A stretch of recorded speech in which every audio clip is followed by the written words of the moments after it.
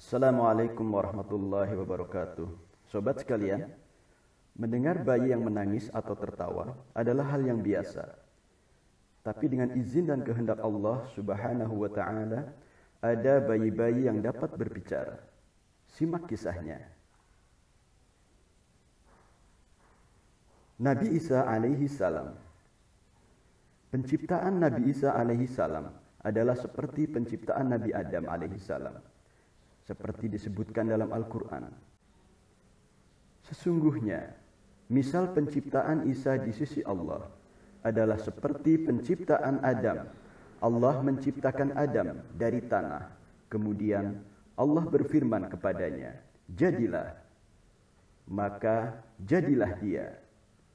Al-Quran Surat Ali Imran ayat 59. Maryam adalah wanita ahli ibadah yang tekun beribadah dan wanita suci yang tidak pernah disentuh oleh seorang manusia pun. Dikisahkan dalam Al-Quran, Maryam berkata, "Bagaimana akan ada bagiku seorang anak laki-laki, sedang tidak pernah seorang manusia pun menyentuhku, dan aku bukan pula seorang pezina." Al-Quran Surat Maryam ayat 20. Tibalah saat kelahiran bayinya. Maka Maryam membawa anak itu kepada kaumnya dengan menggendongnya. Kaumnya berkata, "Hai Maryam, sesungguhnya engkau telah melakukan sesuatu yang amat mungkar. Hai saudara perempuan Harun, ayahmu sekali-kali bukanlah seorang yang jahat, dan ibumu sekali-kali bukanlah pezina." Maka Maryam memberikan isyarat menunjuk kepada anaknya. Mereka berkata, "Bagaimana kami berbicara dengan anak kecil yang masih di dalam gendongan?"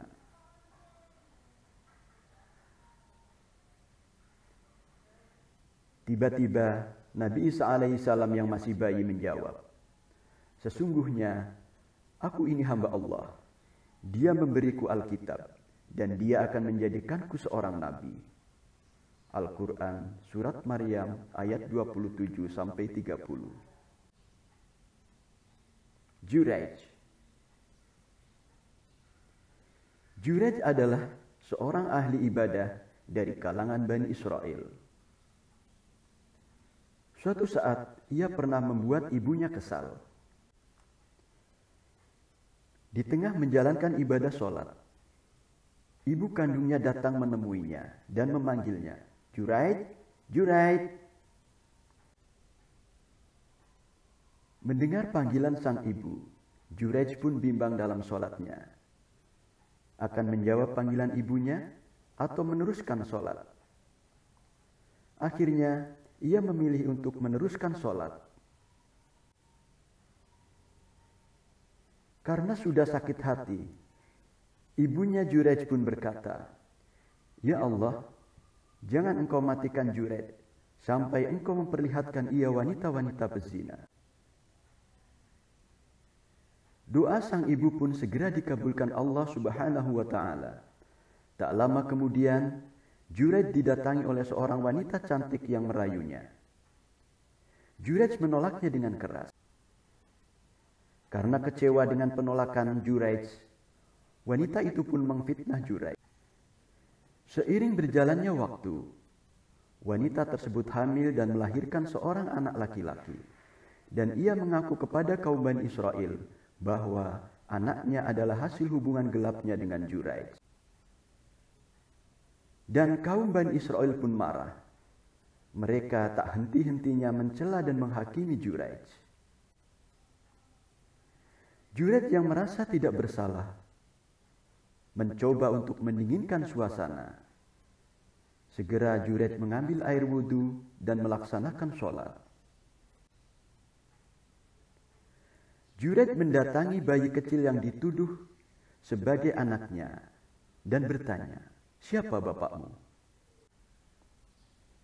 Dengan izin Allah Subhanahu wa taala kepada hambanya yang soleh, anak laki-laki yang masih bayi pun menjawab, sang penggembala. Mendengar jawaban bayi tersebut, kaum Bani Israel itu pun malu karena telah menuduh yang tidak-tidak. Bahkan mereka telah menghancurkan tempat ibadah Juraij. Mereka pun menyesal dan berjanji untuk membangun kembali tempat ibadahnya. Bagi kaum Bani Israel, suatu hari ada seorang ibu menyusui bayinya. Tiba-tiba ia melihat seorang laki-laki yang gagah, tampan, dan berpenampilan bagus lewat dengan menunggangi kudanya. Sang ibu yang takjub dengan laki-laki tersebut pun berdoa, "Ya Allah, jadikanlah anak laki-lakiku ini sepertinya." Dengan izin Allah Subhanahu wa Ta'ala, sang anak yang masih disusui ibunya melepaskan susuannya dan menoleh ke arah penunggang kuda yang tampan dan gagah itu, seraya mengatakan, "Ya Allah, jangan Engkau jadikan aku sepertinya." Setelah mengatakan itu, sang bayi kembali menyusu kepada ibunya. Tak berselang lama, ada seorang hamba sahaya, budak perempuan, lewat di depan ibu yang masih menyusui anaknya itu. Melihat budak yang lusuh dan berpenampilan kurang menarik, sang ibu pun melontarkan doanya, "Ya Allah, jangan Engkau jadikan anak laki-lakiku seperti budak perempuan ini." Mendengar doa ibunya, bayi laki-laki itu langsung melepaskan susuannya dan berdoa, "Ya Allah, jadikanlah aku seperti dia." Mendengar doa anaknya yang selalu bertolak belakang dengannya, sang ibu kaget dan menanyakan alasannya. "Kenapa kau berdoa demikian, wahai anakku?" Laki-laki penunggang kuda yang tampan dan gagah tadi adalah orang yang sombong, sedangkan budak perempuan ini telah difitnah oleh kaum Bani Israel bahwa ia telah mencuri dan berzina, padahal ia tidak pernah melakukan perbuatan keji tersebut. Jawab si bayi. Kisah Nabi Yusuf alaihi salam. Dalam Al-Quran disebutkan Nabi Yusuf alaihi salam digoda oleh istri Al-Aziz yang bernama Sulaikha. Namun Nabi Yusuf alaihi salam menolak buju rayunya. Alih-alih tergoda, Nabi Yusuf alaihi salam berusaha lari keluar kamar, namun bajunya ditarik hingga terkoyak dari belakang. Keduanya pun mendapati Al-Aziz di depan kamar. Untuk menutupi keburukannya, Sulaikha balik menuduh Nabi Yusuf alaihi salam. Sulaikha berkata, "Apa pembalasan bagi orang yang bermaksud berbuat serong dengan istrimu, selain dipenjarakan atau dihukum dengan siksaan yang pedih?"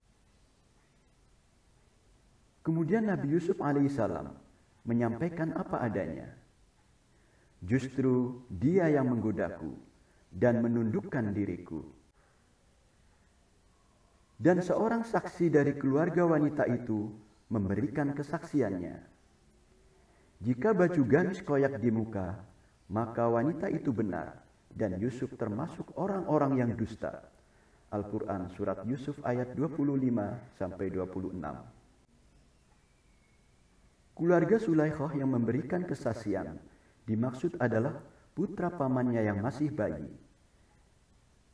Sebagaimana diriwayatkan Ibnu Abbas, Sa'id Ibnu Jubair, dan Al-Dhahab, dan dimuat dalam tafsir Al-Tabari. Bayi Masitoh. Masitoh adalah juru sisir anak Fir'aun. Masitoh telah beriman kepada Allah.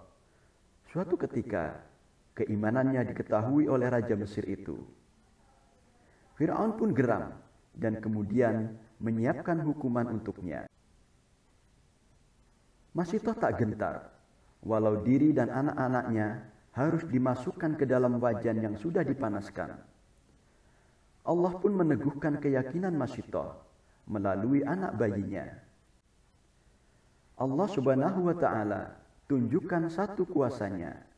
Dia berikan kemampuan bicara kepada sang bayi sehingga mampu mempertebal dan meneguhkan keimanan Masyitah. Wahai ibu, masukkanlah dirimu, sebab siksa dunia lebih ringan dari siksa akhirat. Demikian berdasarkan hadis riwayat Ahmad. Bayi Ashabul Ukhdud. Ukhdud sendiri adalah celah besar yang memanjang di tanah seperti parit. Jadi Ashabul Ukhdud adalah orang-orang yang membuat parit. Di dalamnya mereka menyalakan api untuk membakar orang-orang yang beriman kepada Allah. Di antara yang akan dilemparkan ke dalam parit yang menyala itu, seorang ibu yang membawa bayinya. Sang ibu sempat menunda dirinya masuk ke dalam parit. Namun bayinya segera meyakinkan, "Wahai ibunda, bersabarlah, sebab engkau berada di jalan kebenaran." Demikian yang diriwayatkan oleh Imam Muslim. Hikmah. Demikian bayi-bayi yang pernah bicara dalam buayan ibunya dengan izin Allah Subhanahu wa Ta'ala. Orang-orang yang beriman terdahulu mengalami ujian yang sangat berat. Allah Subhanahu wa Ta'ala telah meneguhkan keimanan mereka. Sungguh Allah Maha Kuasa atas segala sesuatu. Wallahu a'lam. Terima kasih telah menyaksikan video ini. Semoga kita dapat mengambil hikmahnya. Wassalamualaikum warahmatullahi wabarakatuh.